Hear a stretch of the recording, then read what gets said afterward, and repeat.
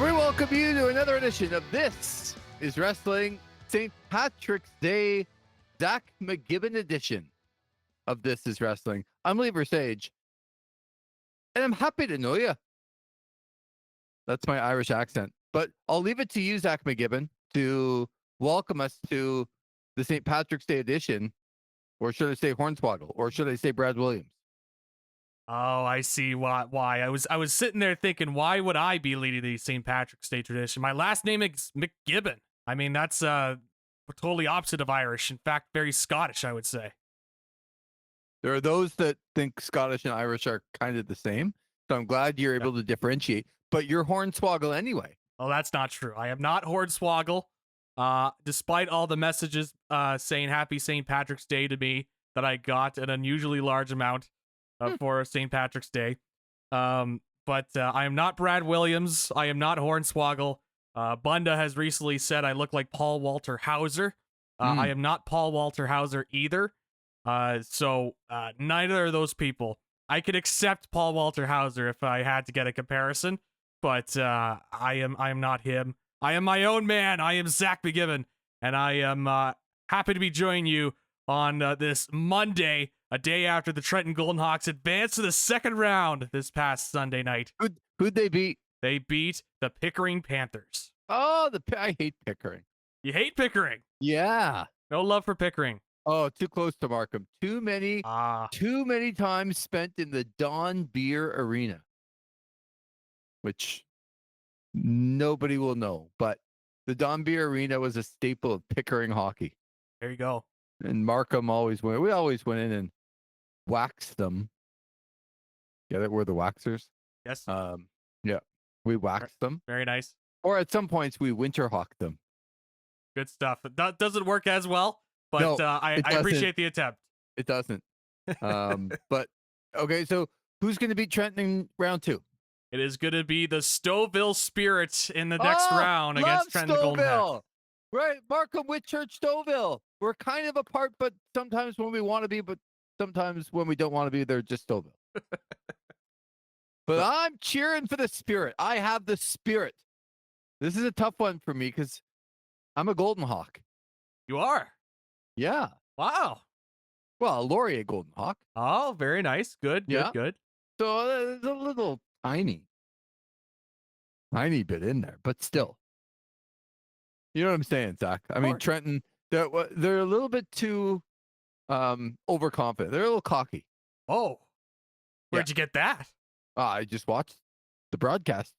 You watched the broadcast on Flow Hockey, which people could tune in. If you're looking for some Belleville Senators games, you could also tune into Flow Hockey as well. See, that's a good plug right there. There you go. Zach, right now, as we speak, the 7-0-1 in their last 8 Ottawa Senators have put themselves, I would say, quite confidently into a playoff spot. Yeah, you know who else was very excited about that? The intern, Tanner Ryle. Yeah, I'm gonna have to talk to the intern because I saw that video and I was just a little bit worried about the intern graduating to be, I don't know, a professional. And then I saw that video, so I'm a little concerned. But I get it. What do you say about Allmark has his soul.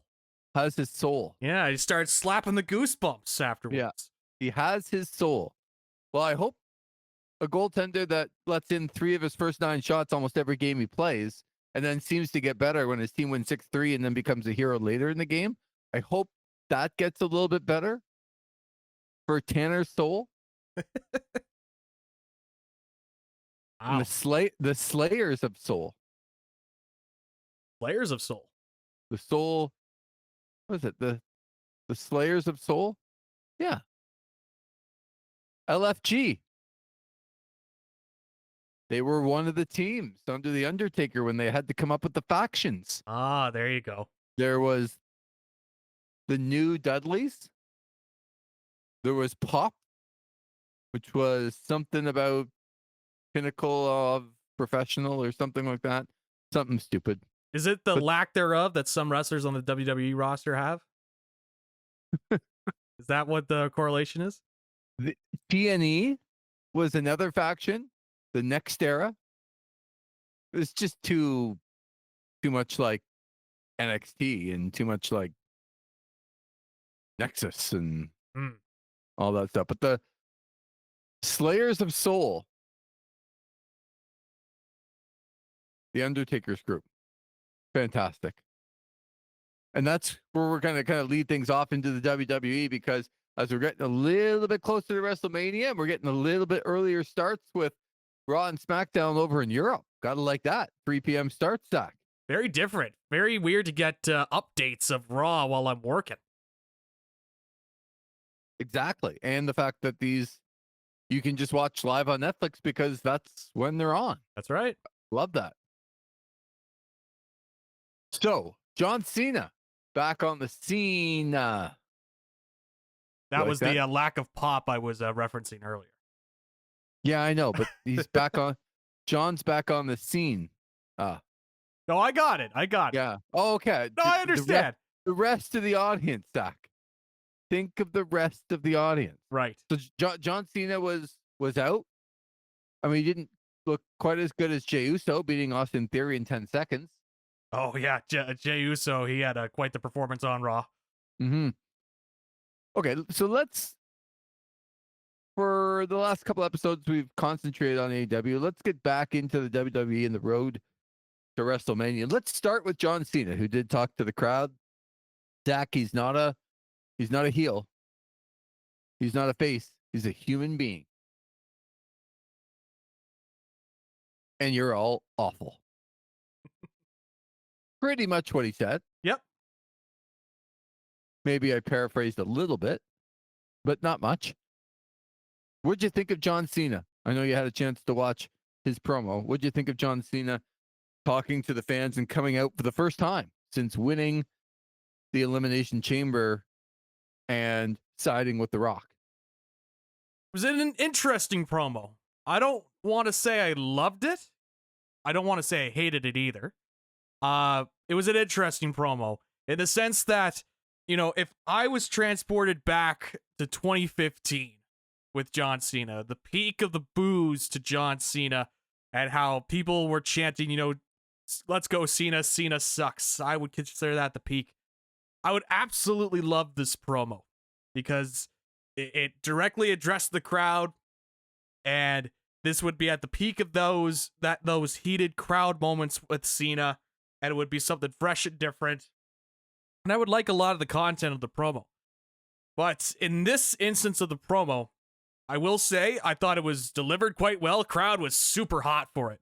It was a super hot crowd. Welcome to Europe now, regardless, right? Yeah, you're gonna get soccer chants. I'm not gonna call it football. That's not a real word in Europe. So you're getting the soccer style chants that's going on. You're getting the singing. WWE fans, they do love to chant, as we have learned over the last few years now. But yeah, crowd was into this. I thought Cena's delivery on stuff was good. And the thing with it, I felt like the content of it, I wanted to really love this promo. I really did, because it brought me back to that time and remembering everything about the let's go Cena sucks chants, and finally getting to see a heel Cena and what can he do in this different realm, a different kind of wrestler we haven't seen in at least 20 years, right? Since he was, you know, doing the rapper gimmick. And there are elements of this that I really loved. I did like, you know, him telling all the fans that they were awful people, because I don't think he's that far off, to be quite honest, with WWE fans. But having said that, did that slip out? I apologize. I thought you were going to say wrestling fans, but no, WWE fans. I know what I said. And yeah, he was going after WWE fans and explaining the motivation in a way. Really, the problem with it is that they didn't explain why Cena would align himself with The Rock, and why, like, now, why is now the time? Because the last couple of years for Cena have not been those let's go Cena sucks era crowds. This has been a crowd that has liked John Cena. It has been 100%, obviously, But with this WWE audience that they have nowadays, this is a fan base that, like League, when we watched Elimination Chamber, I can't recall there being an overwhelming negative response to John Cena winning the Elimination Chamber. Nope. So I look at all of that, and so we're going to go with the angle of this story being he's had enough of the crowd, he's reached his breaking point with these chants, and finally he's going to lash out and go on a different path because he has had it with all these fans. He's had it with the chances he's had to hear, despite the fact he puts in the work, and he goes out there, he does the charity work, and he goes out there and he wins, and he tries to be a model wrestler for everybody else in the company, but it doesn't resonate. I would really like this idea of the story if it was 10 years ago. The problem is I don't think that's what you could do that story now. And you might be saying, well, Zach. My apologies. Zach, what? You listen to how the crowd has reacted. Listen to how the crowd is chanting along and whatnot. But I find with the modern WWE audience, they're very much more participatory than anything. They're not necessarily booing because they hate John Cena. They're booing because they want to have fun, and they love the idea of booing John Cena. You know what I mean? Yep. And they want to go out there and have a fun time. It's not real heat. Something. Yeah, it's not real heat. And so I look at all this, and I thought the story was going to be, and maybe this is where I kind of differ from everybody else with the promo. What I thought this was going to be was Cena had been losing for years, right? They had told the story of how he just cannot seem to come up big, going all the way up from, to Royal Rumble, losing to Jey Uso in the end, right? And so I thought it was going to be a way for him to utilize that and use that as a way to turn heel. And it's like, I have to change my path because I can't be that same guy anymore. And I had to go down a different direction.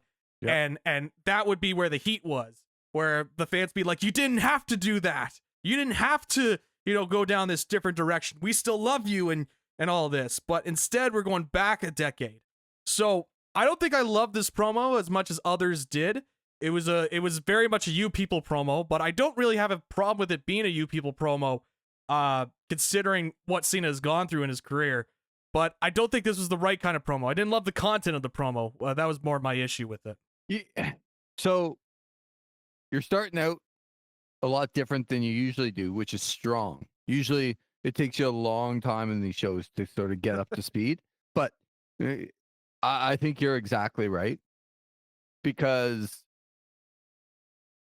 what I thought I was going to get was a reason why he was with The Rock. Like, that was first and foremost for me. Like, what is it that made you do this at this time? Because the point that you're making about the last couple of years is very well made. He has not been the guy, probably because he's been away and people thought he was leaving, that it turns from, we actually don't want to watch you and we're going to boo you, to, oh, you're leaving and you're going to be gone? We respect you. That's what it's turned into for me. Yep. Even if you didn't love John Cena, you respect what he's done for the business. And if he's going to go away, it's a Hall of Fame career for sure. And you respect what he's done and respect coming back. So the last couple of years has not been what it was, as you were saying, 10 years ago, where it was true, I don't want to see you. Yep. Heat. And it's not that anymore. So the reason why he wanted to do this, I also needed more in this promo. And didn't quite get it.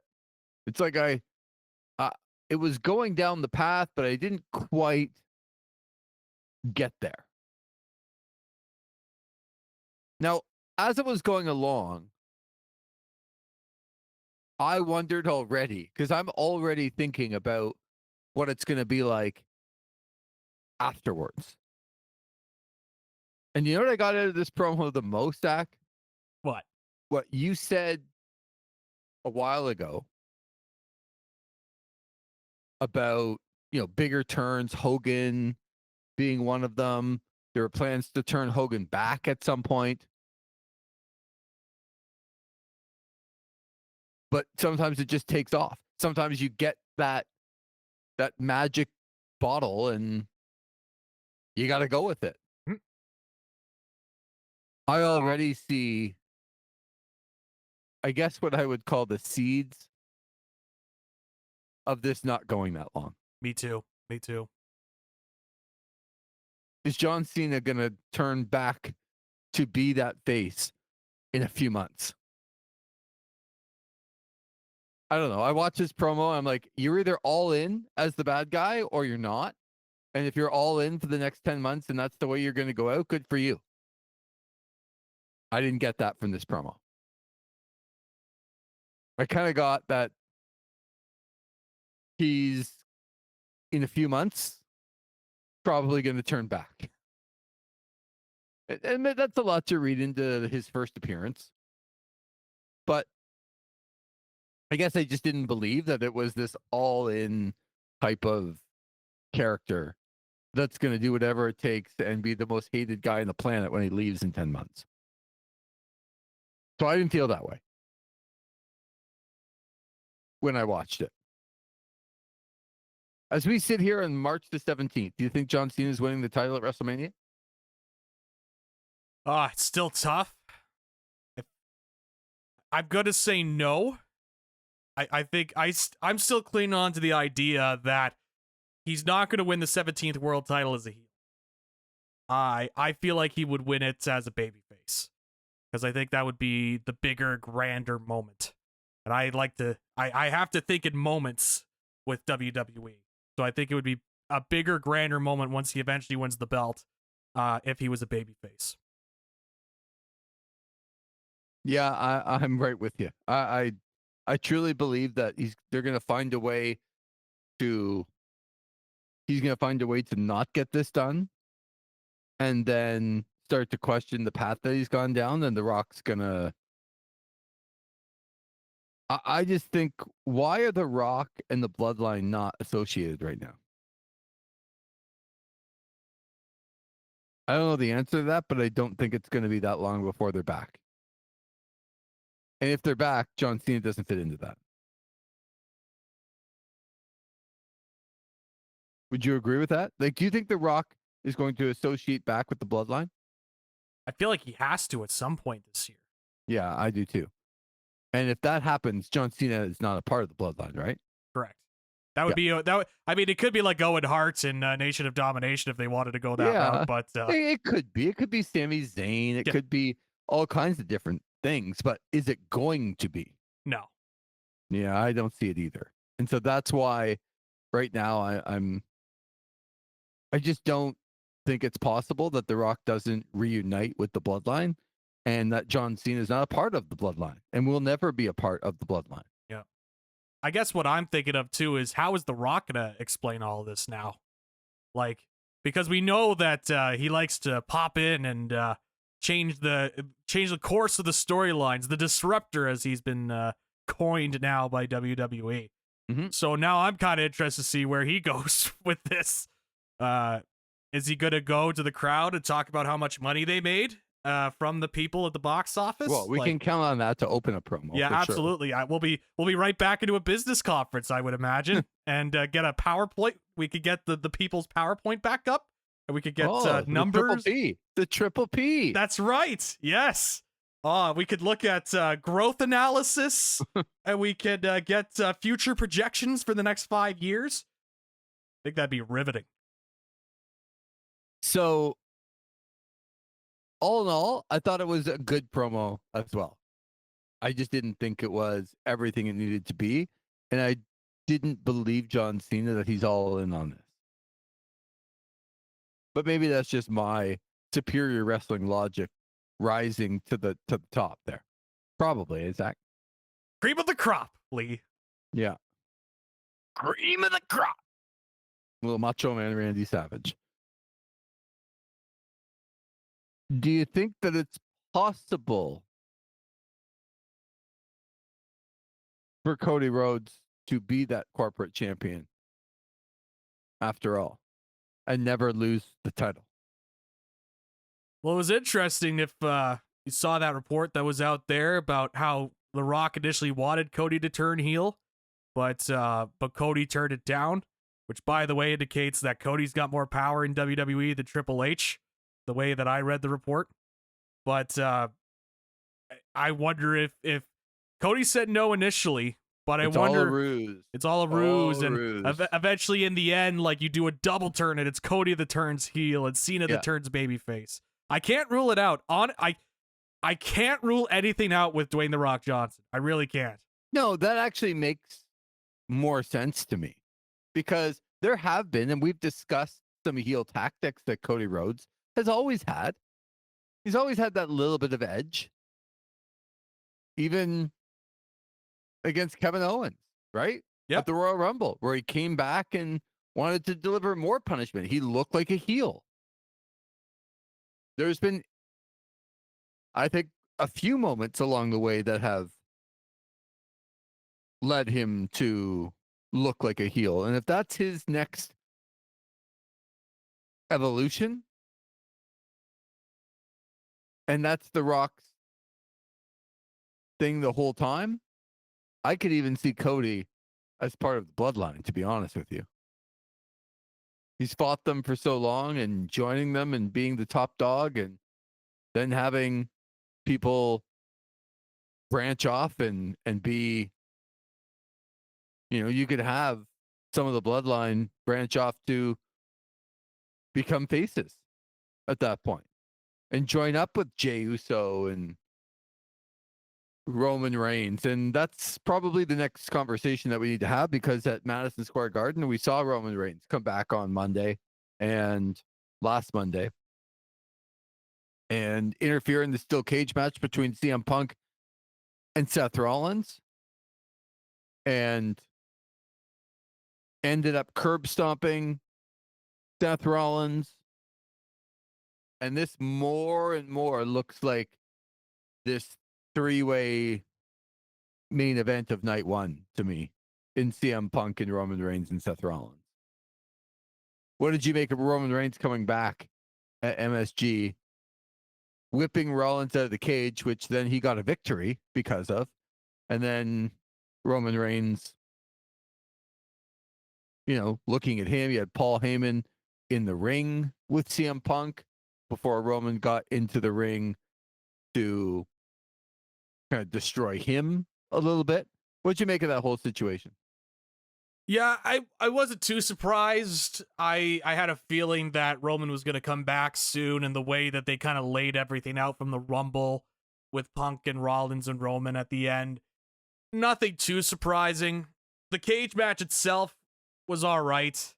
I didn't love it. Yeah, it was just okay. It was fine. I mean, it was funny because I thought it was getting borderline finisher heavy at the end. But plus too, I just don't like, you could just walk through the door and leave and you could win the match. But that's old school. That's old school. That's how Jimmy Snuka lost to Don Morocco. That's true. You know why they have the walk out of the cage? So that they can protect some of their top guys at that point from taking a pin inside of the cage. Yeah. So that's why they got the escape the cage rules. Can you tell me, before, I don't believe a referee was ever there at the beginning of cage matches, were they? As far as I recall, I do not believe so. Like, to count pins? Yes. I don't think so. I think it was just getting out of the cage. Just getting out of the cage. Mm-hmm. So, yeah, they did do that. Doesn't mean I loved it, but they certainly did do that in the 80s. Again, that was something to try and protect some of their top guys so they could have the other guy win. Well, like, for example, Bruno Sammartino, like, they didn't want to get a visual pinfall over him. So you could easily book a cage match against, let's say, Larry Zbyszko if you wanted to. Yeah. And could have Zbyszko escape the cage. But that was over the cage at least. I mean, we're talking walking through that door. It's the Rick Pitino speech. Like, Larry Bird ain't walking through that door. Seth Rollins didn't walk through the door. No, he got pulled through that door. He got pulled through the door. Yeah. These officials, man, when it comes to cages, like, they got to do a better job with the interference. Like, come on. Not a lot of cage matches that have happened where people are just winning and losing on their own without interference. Yeah. I mean, Jade Cargill literally just walked into Elimination Chamber a few weeks ago. and now it's just, man, they're having a tough. I thought the whole idea of a cage was to make sure people didn't get in. I thought that was the whole idea. Yeah. But it's both companies, and I was critical of AEW with the Ospreay Fletcher cage match where they get caught in that cliche, for lack of a better term, of, well, we got to have some sort of interference in the cage match where we let people out of the cage. But nonetheless, I wasn't too shocked with the angle. I figured Roman was going to make his return. Yeah, the way that it was played out. I'm sorry, Jey Uso. You're probably not getting the main event, especially, I don't know if you saw the comment he made where it's like, oh, it doesn't matter if I main event or I'm first. I'm happy to be at WrestleMania and blah, blah, blah. It's like, oh, yeah, of course. You wouldn't be upset that you wouldn't get to finish last at the biggest show of wrestling's history. No, not a big deal. Especially when your name is main event, Jey Uso. Not a big deal. So I had a feeling this was going to be the way that they were building this program. It was going to be Roman and Seth and Punk in a triple threat, three-way, whatever you want to call it. Do you like the idea of this match? Like, what are the stakes of this match? I guess I'm trying to look. I can see Roman Reigns and Seth Rollins. I just don't quite get the CM Punk thing and what he gets for interjecting himself into this, other than to say that he's beat them. I guess. Like, this is clearly a feud between Roman Reigns and Seth Rollins. So tell me how Punk gets into it and like why he gets into it. You know what I mean? Like, give me the why. Because I don't quite understand the why right now. The only thing I could think of when it comes to the why would have to revolve around the favor that is still kind of looming over the CM Punk, Roman Reigns stuff and Paul Heyman. No, so I understand the favor is out there. Why would you use your favor to get into a match that if you win, what happens? Do you know what I mean? Yep. Like, what actually happens if CM Punk wins? I don't know. I mean, maybe it's the whole draw of the main event of night one. I've always wanted a main event. I just don't know why you'd use your favor in this spot, because I don't know what you receive in the end if you win. Other than prestige. Yeah. If they made it a number one contenders match, maybe. But even then, I don't know. That would be strong enough. Yeah, that would be. To me, that puts more stakes. Like, that makes me want to care more about who wins. So if CM Punk and Seth Rollins and Roman Reigns are wrestling, it'll be a good match. Like, there's some intrigue to it. But if you're watching, tell me why you think somebody's going to win. Like, what are they going to get from it? I just don't know. Yep.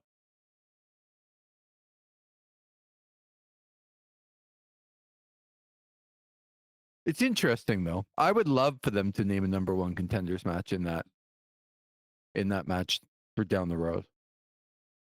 Because no matter who wins that match, it doesn't, like, let's just say that's the main event of night one and it's a number one contenders match for SummerSlam or whatever down the road. Do you think it gives it away who's going to win between John Cena and Cody Rhodes? Depending on who wins that? It could, yeah. Yeah, it could, but I'm not sure it does. Right. Like, if CM Punk wins,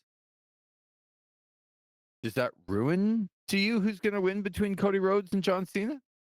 Well, they did do some buildup of Cody and Punk in the lead up to Rumble.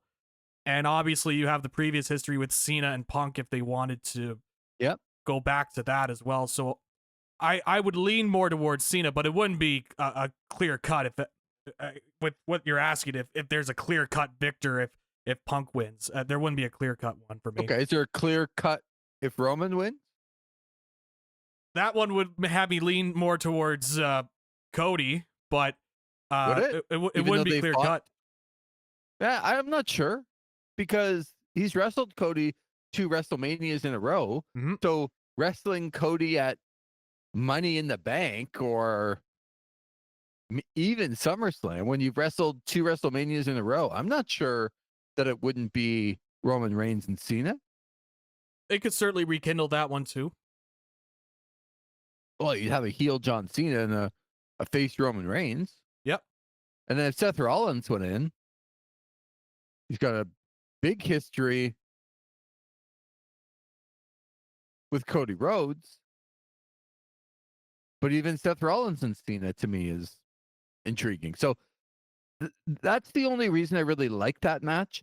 Because if you're going to tell me that the winner of that match is going to be kind of the new number 1 contender, it doesn't give it away to me who wins Cena and Cody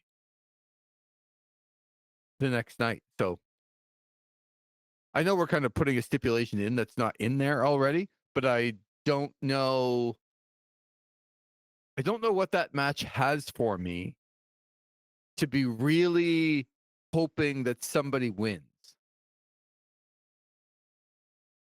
I mean, I respect all 3 guys. I don't necessarily love them. CM Punk's gone down for me in the last little bit. I have a healthy respect for the other 2 guys. I don't know. Who would you be cheering for in that match? I would Who still would I would still probably be cheering for Punk, but Yeah, I probably would too, because we haven't seen him in that real true main event. I'm going to get the world title spot yet. yep. Is that coming? I don't know. I can tell you what I'm not that interested in is Drew McIntyre and Damian Priest. This feels like an absolute forced feud.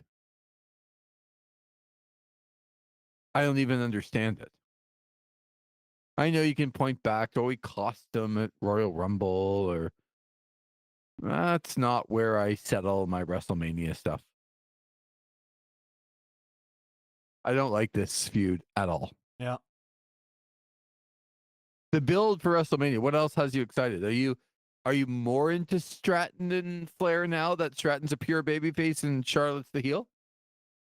I haven't been like blown away, to be quite honest, with the 2. Really, the one, honestly, the stuff with Cena and Cody has got me interested just on the pure sense of where could it go next, as opposed to really the match itself. Yeah, Drew Damian Priest doesn't really scream anything to me other than we need to get some people on the card. So this is a chance to have these guys on the card up for WrestleMania. It does suck that it's Drew that's going to be the one that's left out this year. Feel like he deserves a better spot considering everything that happened in the last year. I've seen a lot of praise for the Bianca Belair storyline with Naomi and with Naomi turning heel and Jade Cargill getting involved. Big And sit down with Jade Cargill on SmackDown. yeah, She's terrible. she's not a lot of fans of her apparently. If you ask Shayna Baszler, anyway. Interesting. She's not the greatest. No, it's kind of is it crazy of me to say? I mean, we're a year in now with Jade Cargill. Is it too soon for me to say that she was booked better in AEW than she is here in WWE? Wow. Is it crazy? Well, no, she had a major singles title and looked dominant, had a bit of a Goldberg run. Which I know you love. So you were all in on it. I forwarded you something this week. A poll of over 50,000 people that more yes than no that Goldberg was the worst wrestler ever. ever. More than 25,000 people said there's nobody worse. I was one of them, Zach. And there's a lot of bad wrestlers out there. There is a lot of bad wrestlers. Yeah. So, what about Bianca, though, and Io Sky and Rhea Ripley?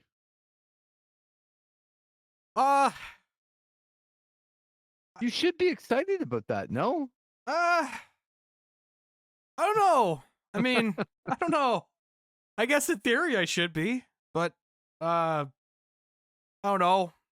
I don't think Io Sky is as good as people make her out to be nowadays. I really don't. I think she's good, but I don't think she's this elite level worker or anything like that.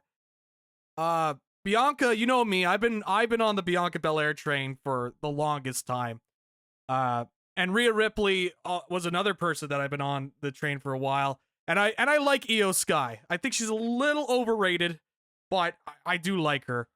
And I'm sure they'll put together a really good match, and maybe I'll be wrong in the end. But I don't know. It doesn't appeal to me. I saw the skit, the promo that they did with Bianca and Naomi. A lot of people loved it. They loved the emotion in the promo, right? And and the acting and the cinema that was on display, and seeing these two friends arguing with each other, and awesome, great. I'm glad people liked it, but not really for me. How about that? Yeah, You're supposed to be my friend. Not for me. Not for me. I kind of like. I'm a very simple man, Lee. I like seeing two wrestlers, maybe three, if booked correctly, but more specifically, two wrestlers that don't like each other, and they're gonna settle their differences in a professional wrestling match. It's I know it's quite out there. It is. It's really out there. Very complex and very hard to do, apparently, because it seems very tough for all the wrestling companies to do this right now.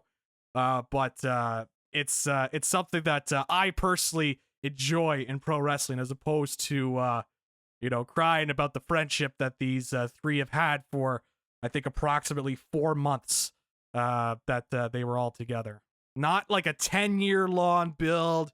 Like, at least with Sami Zayn and Kevin Owens, it's been for literal decades, right?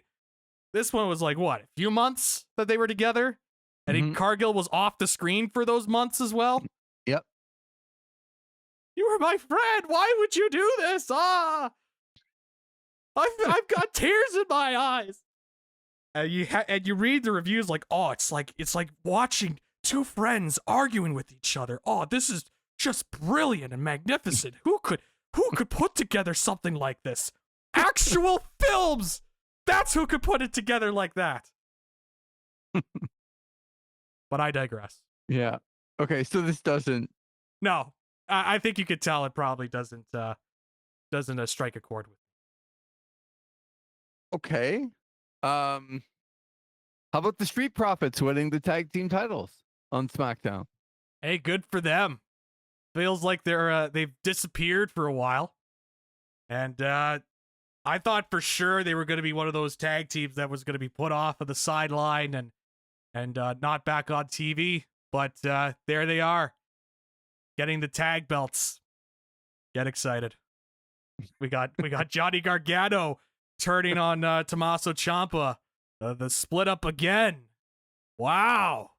We haven't had that angle before between those two in WWE. I, for one, am shocked that they couldn't get along and now are separated from each other. Well, Zach, it feels like watching. It feels like their tag belts, no matter what tag belts they have, are always used in Europe to pop a crowd. Yep. Let's go overseas, and what are we gonna do? Guys, I got a good idea. Let's switch the women's tag team belts. Oh, brilliant. Yeah, let's do it. Let's pull the trigger and have new women's tag team. Guys, let's put the belts back on the Street Profits. I think it'll really pop the crowd. Yeah. They're going to lose their minds for this.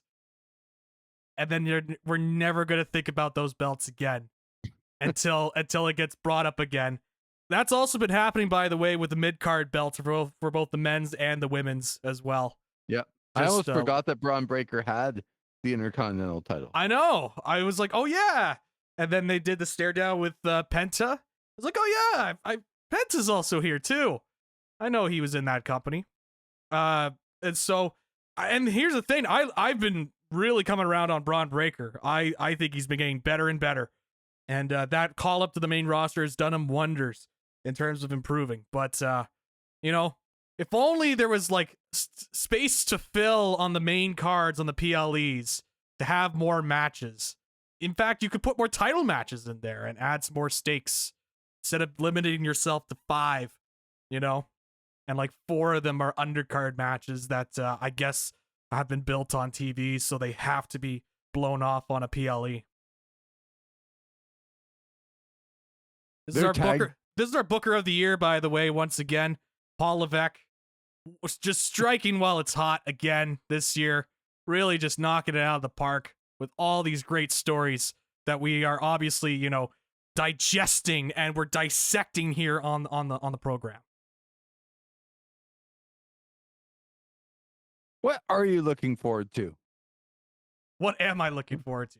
Well, I mean, like I said, the Cody Cena stuff I think is legitimately interesting. So Jey Uso and Gunther hasn't held your attention since the Royal Rumble, has it? No, I've tried, Lee. I really did try. I'm more on Gunther's side than I am on Jey Uso's side. Gunther's promos have been resonating with me more than it has been for Jey Uso personally. I don't know if you saw on Raw, he did not have the greatest showing on Raw.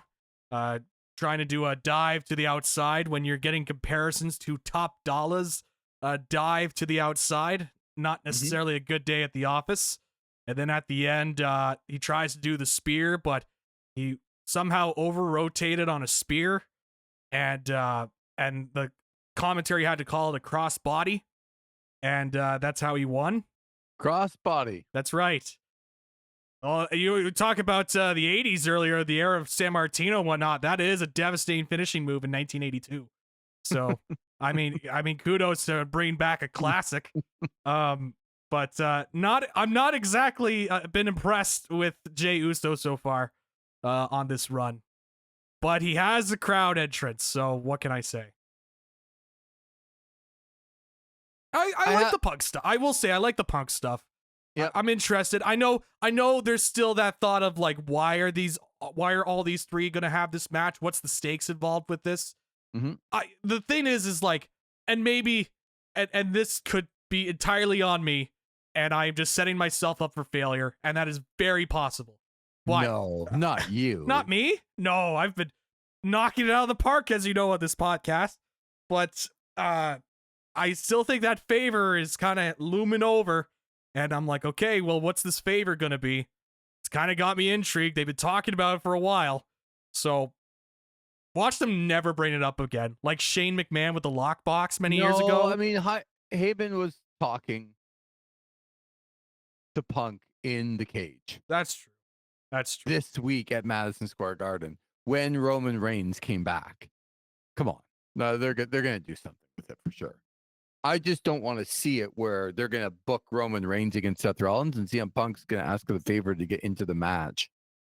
Yeah, again, if that's the favor, then like, what are we doing here? You know? Well, I just need to know why. Yeah. Like, okay, so you want to be involved because it's the main event of WrestleMania night 1? Or like, why is it that you're using this favor now? That's why I want the stipulation on the match. If there's a number 1 contender stipulation on that match, okay, I can see why. I get to main event at WrestleMania and I can win the number 1 contendership. Now I have a reason. I'm like you, Zach. I'm a simple man with just like reasons for things. Yeah.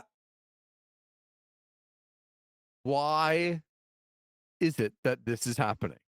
If you can just tell me simply, usually I'm all right. Yeah. I might not love it, but okay, you gave me a reason. Yeah. all we ask.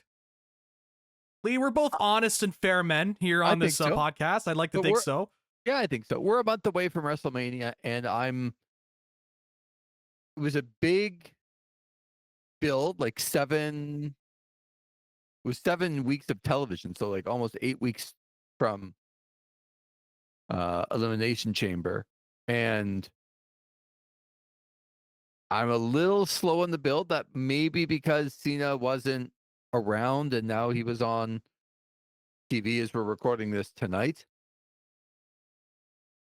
in Europe because he's filming a movie, but I'm just I need a little bit more oomph for me because I was intrigued as to what they were doing, but I've lost some of that momentum. Yeah. And I want to try and get it back because I do care. And I'm sure I'll care a little bit more as we go into WrestleMania. I thought it was a stack card, but I've lost momentum on Gunther and Jey Uso.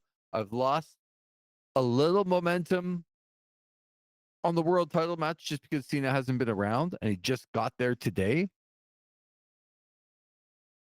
And I've tried to get into why I should care about Rhea Ripley and Io Sky and Bianca. And I've tried to get into why I should care about Tiffany Stratton and Charlotte Flair. And just because you do these massive pull aparts, which are the dumbest things ever, when you get 20 people trying to pull them apart and somehow they break free, it's like if you wanted to hold, and I'm not trying to be mean, if you wanted to hold Tiffany Stratton back, I could hold her back by myself. Seriously. And then you get 20 people that are holding her and Charlotte Flair back and you can't keep them apart. It's just not realistic. And I want it to look real. Care about that stuff. So anyway, I've lost a little momentum in the WWE as of late. And the Street Profits winning the tag belts didn't get it back for me. No. They did not. I do want to move away from WWE for a second.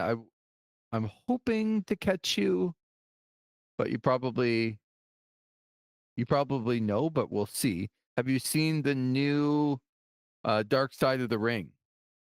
I have not. I didn't even realize it had come back. Here we go. So it does debut again, season number 6, coming up in 8 days from now, as we record on March the 25th. And don't look it up, Zach. Don't look it up. I'm not looking. It's funny you caught me. I was just about to look it up. No, I know you were. But I have shut it off, and I will keep my hands up. And folks, I don't have a camera on Zach. We're not looking at each other, but I know Zach. And I know that like he was going to do this. So I want to get your thoughts on, I'm going to read you the new episodes. Okay. And see how interested you are. I'll start with a big one. Sure. And this is the little catchphrase that they're using. From the first terrifying fall off the cage to the impact he still feels today, Mick Foley relives a wrestling match Hell in a Cell 98 moment by moment. The entire show is about Hell in the Cell 98 with him off the top of the cage from The Undertaker. You interested? Not really. Not in that episode, no. Okay. I've gotten my fill. I was at Mick Foley's stand-up tour where he literally had the tour be designed around that Hell in a Cell. Mm-hmm. So I've gotten my fill personally of that. Okay. So I would still be interested. Okay. Blood, Fire, and the original Sheik. The Sheik, whose violent career spanned 50 years, is revealed by his family and the few who survived the hardcore bloodbaths. That I'm interested in for sure, because he has a very interesting career. Yeah, I am too. This one's called Too Much Too Soon. With the physique of an Adonis and endless charisma, Tony Atlas makes his mark as one of the wrestling's first black stars, but racism, addiction, and ego keeps Mr. USA from the top. I think that would be interesting. Yeah, that would be interesting. Not pop off the screen for me, but I've gotten a lot of Mr. USA Tony Atlas in the last couple of years, shockingly. Mhm. But in terms of a deep dive in his career, sure, why not? Yeah. I'm interested. Just 3 years post 9/11, Mark Kopani sees the highs and lows of wrestling when he's given the chance to portray Muhammad Hassan, a villainous Arab American character for the WWE, becoming Muhammad Hassan. Okay, interesting. Especially interesting because he's an Italian American and Yes. playing that gimmick. Um, okay, yeah, sure. I've heard stuff surrounding it, but not too in depth. So I think that's a good topic for Dark Side of the Ring, and especially the way that his character was written off many years ago. The timing of it with the London bombings happening as well. So that would be interesting. I agree. Skilled as a performer in the ring and as a booker who created storylines behind the scenes, Hot Stuff Eddie Gilbert was Oh a ticking yes. time bomb of talent and self-destruction. Oh, Paul Heyman may have a bit of a sweat with this episode coming out. Absolutely. The story of Eddie Gilbert is very interesting, especially if you were kind of following dirt sheets in the early 90s. Yeah, this one might be like legitimately my most want the episode I most want to watch. Yeah, that is interesting. He's credited with the very first shoot interview as well. Mhm. He's a very interesting. I really enjoy watching it's Hot Stuff Eddie Gilbert as well. So that's a great pick. With an iconic look and skills few his size could match, Big Van Vader stood out as a wrestling monster, but controlling his anger became a bigger battle in and out of the ring. I love Big Van Vader, one of my favorite big men of all time in pro wrestling. And that would be interesting. I'm in on a Big Van Vader episode. Yeah, I am too, because so many people said he was so dangerous to work with. Yep. And I want to hear from them. I want to know exactly what was going on there. Specifically SummerSlam 96 with Shawn Michaels. I That's the one was for me. Yep, I was there. You were At the there? gun- Oh yeah, that's right. You were there. At the Gund Arena in Cleveland, Ohio, 1996. Took my mother's car, Zach. Oh wow. Yeah. My mother's car from Markham, Ontario, and drove to Cleveland just in time to make it. There you go. So you saw Shawn Michaels kind of throw a hissy fit by kicking Vader side of the head. There you go. Sure did. I also saw a Boiler Room match on a big screen. Oh, there you go. That's the original cinematic match right there. I was also, that was 1 year after, I believe, and you can correct me on the years because they all are the same at this point. But I was also at the Joe in 1995, I want to say, and watched the Hulk and the Giant. Oh, yes. And the monster trucks. Yeah. On a big screen. And the Yeti. Yeah. Oh, So, yeah. Love going to pay-per-views in Detroit and Cleveland to watch things on the big screen. You weren't expecting to see Ron Reese in the main event, were you? No. The next one, with her piercing scream, Shannon Sproul becomes a cult star as Daphne in the squared circle outside the ring. Daphne fights a much more punishing battle with bipolar disorder. Yeah, that's a really tragic story. It fits on the Dark Side of the Ring theme. Yeah, that's someone who's so well liked in the industry. It's just so sad how things ended there with her. But yeah, I think that's an episode that certainly fits the Dark Side of the Ring theme. For me, I don't know why this guy has never resonated with me, and I just wasn't really ever very interested in this person. Okay. But maybe you are, and obviously people are, because they want to see and they want to, look back. Often imitated, never duplicated. Superstar Billy Graham breaks the mold for what a wrestler could be, but steroid abuse and battles with the McMahons keep Graham from the spotlight. Yeah, he was kind of the originator of that flamboyant promo, what you see with Hogan afterwards. A lot of that is taken from Superstar Billy Graham. The big thing that would be interesting with that is what they kind of touched on there. It's his role in this, with Vince and the steroid trial as well. Yeah. And because he's he's all over the place when it comes to this because he's lied about some stuff, but he's also maintained some stuff, and he was quite a central figure in the steroid trial during that time. So that would be very interesting to see. Do you know who Tony Holme is? Is that Ludwig Borga? Oh, look at you. Oh, I was like, I've heard that name before. I think that's Ludwig Borga. The Hellraiser from Helsinki, a Finnish wrestling bad guy turned real-life racist politician. Oh. Tony Holme's time in the WWF as Ludwig Borga is only the start of his chaotic and destructive life. Okay. I don't know too much about Ludwig Borga. I only know him just from his brief run in the mid-90s there, when they tried to push him. That's an interesting description right there. I knew he had done some stuff outside with MMA and as a politician, but I didn't realize it was to that extreme. So that's got me interested now. I'm interested to see where that goes. And one more. An 80s wrestling star, Billy Jack Haynes' life of violence and mystery leads to his current situation, which is behind bars and charged with the second-degree murder of his wife. Yeah, that's a crazy story. And he's thrown out some stuff. I forget what the case was, but it was about the train tracks, and I think it was two boys on the train tracks or something like that. That whole case escapes me, but he said he was there and he saw everything. He's a very weird character. I mean, you look at him and you just see this crazy guy, right? But art imitating life in a lot of ways with Billy Jack Haynes. So yeah, that's another good selection there. With the tragic end, of course, there of him killing his wife, which is just a crazy story there. So to recap, we got Mick Foley, Hell in a Cell. We have the original Sheik, Tony Atlas, Muhammad Hassan, Hot Stuff Eddie Gilbert, Big Van Vader, Daphne, Superstar Billy Graham, Ludwig Borga, and Billy Jack Haynes. The new season 6 of Dark Side of the Ring in 8 days from now, March the 25th. I didn't realize it was coming up that soon. I guess that escaped my purview.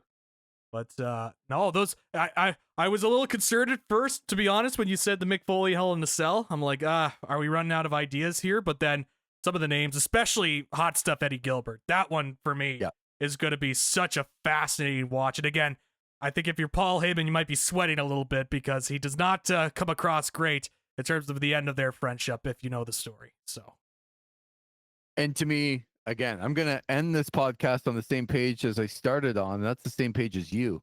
So I know I got to leave now because Eddie Gilbert for me is probably the one I want to watch the most. But most of them are interesting. Again, the Superstar Billy Graham stuff, I've just so much of the steroids and the McMahons and like I never got into him as like sort of an influencer in the world of wrestling. But Ludwig Borga, I don't know a lot about, and doesn't sound like it's going to be good things I'm going to get to find out about him, but I don't know a ton about him. So again, this is Dark Side of the Ring. They're not things that end well. No. So yeah. Not called Bright Side of the Ring, you know. Yeah, you have to keep that in mind. Right? Yeah. When you say, "Oh, I can't wait to watch this episode," and you're like, "Okay," folks have to understand that all of these Dark Side of the Rings don't end well, but they are interesting, and I think provide a pretty good perspective on stuff that you don't otherwise hear about. And I think that's important. I think all aspects, good and bad, right? Oh, for sure. Be able to try and understand. So that's going to do it for me and you, Zach. We'll be back sooner rather than later. We're kind of in that mid range now where we're a few weeks away from Dynasty. AEW's got another pay-per-view before WrestleMania, and we'll see if the road to WrestleMania gets a little bit bigger and brighter over the next couple of weeks. Go Spirit. Love the Stoville Spirit. Yeah, a big fan. Always have been, right? Always will be. Yeah. Yeah, always have been, always will be. Towns that are kind of adjacent to Markham. When we need them, like now, we're together. We're bonded. There you go.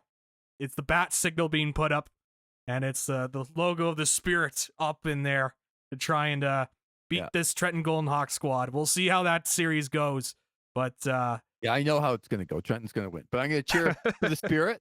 And I'm going to cheer hard, okay? You never know. I'll say this. The Stoville Spirit in their first round matchup, they swept the Wellington Dukes in the first round. So can't rule anything Oh. out. Yeah. No. The 19 people in Wellington are very disappointed. Wow. Hopefully Yeah. there's no Wellington folks that are listening into this. Oh, I'm sure there are. The whole town's listening in. Okay. That wouldn't take much. So that's going to do it for us, but always have fun. Have a good St. Patrick's Day. And Zach, always fantastic to talk to you. And we will definitely talk to you again soon.